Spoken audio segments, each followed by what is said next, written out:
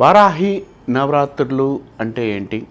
వారాహి నవరాత్రులు ఆషాఢ మాసంలో చేసుకుంటూ వెళ్తారు. నవరాత్రులు 9 రోజులు చేస్తుంటాం. అమావాస్య తర్వాత ఆషాఢ మాసంలో 9 రోజుల పాటు చేసిన ఆషాఢ నవరాత్రుల్లో వారాహి నవరాత్రులుగా చెప్పబడుతూ ఉంటాయి. వారాహి అమ్మవారిని చేసుకునేయడం వల్ల అంటే ఈ సంవత్సరం మొత్తం మీద ఆషాఢంలో చేసే వారాహి నవరాత్రులు చేసుకోవడం వల్ల ఏ ప్రయోజనాలు ఉంటాయి, ఏ విధంగా ఉంటాయని చూద్దాం.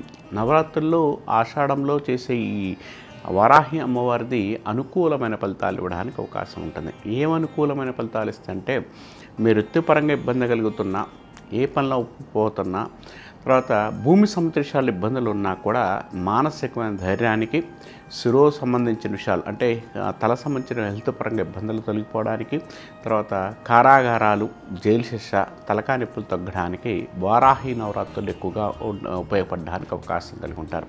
ఎవరికైతే ఏ పనిలో జయం లేకుండా ఇబ్బంది పడుతున్నారో వారాహి నవరాత్రులు చేసుకోవడం వల్ల చాలా మంచి ఫలితాలు, చాలా అనుకూలమైన యోగాలు ఇవ్వడానికి అవకాశం కలిగి ఉంటారు.